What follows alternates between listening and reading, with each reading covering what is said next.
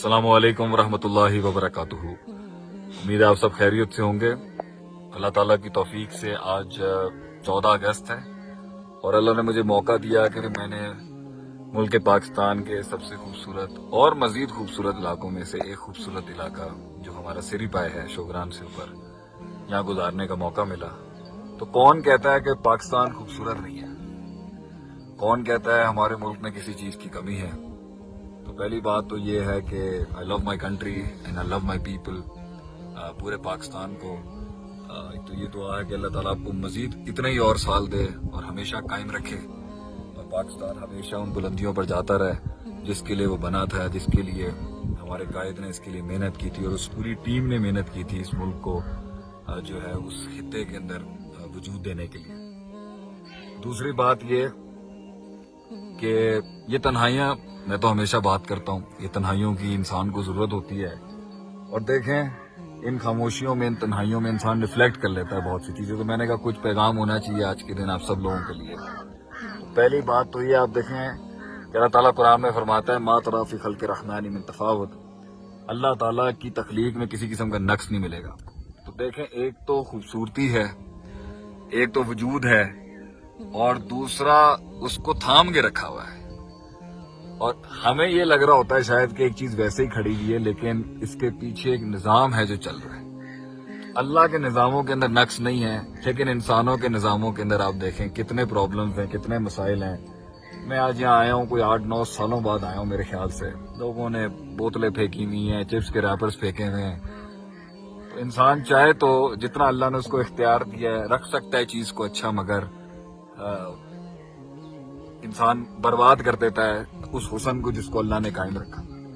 लेकिन आप ये देखें कि क्या इंसान एक छोटी सी अपनी जिंदगी और एक छोटी सी अपनी दुनिया चला रहा है तो उस पर कितना परेशान हो जाता है, कितने मसाइल हो जाते हैं। देखें अल्लाह कितनी बड़ी कायनात संभाल रहा है और अल्लाह के ऊपर इस चीज का कोई बोझ भी नहीं है। वमा मस्सना मिन लगूब, अल्लाह कहता है हम थकते नहीं है इन चीजों के लिए। लेकिन हमारे लिए इस बात यही है कि कितना कुछ लगता है थोड़े कुछ को मेंटेन करने के लिए।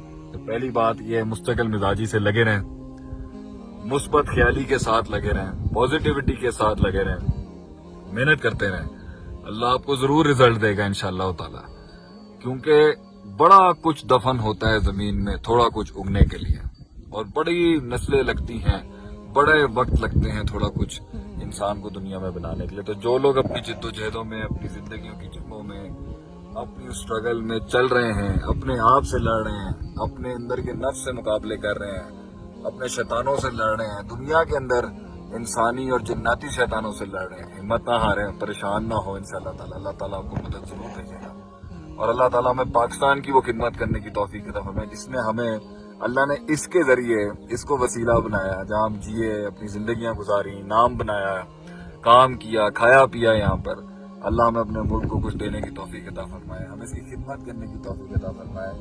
और देखें ये रिफ्लेक्शन के वक्त है, थोड़ी बहुत तन्हाई जिंदगी में इंसान को ले लेनी चाहिए, क्योंकि उससे उसको अपने अंदर के ऐब, अपनी कमियां, अपना माजी से अच्छे लेसन्स निकालना, माजी से वो सीखना कि यार कल हम यहाँ थे, कल हम भी यहाँ थे कभी। And I am coming here after almost 10 years, almost 1 decade of my life. And कभी हम किसी और उम्र में थे, आज हम किसी और उम्र में हैं।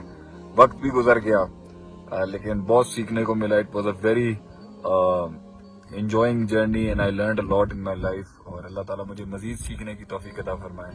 जिनकी जिंदगियों के सफरों की इब्तिदा है, अल्लाह ताला उनको भी अपने सफर में सीखने की, एंजॉय करने की, उस मकाम तक पहुंचने की तौफीक अता फरमाए।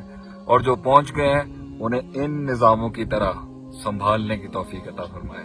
जज़ाकुमुल्लाह खैर, वास्ना जज़ा। अस्सलामु अलैकुम व रहमतुल्लाहि व बरकातुहू।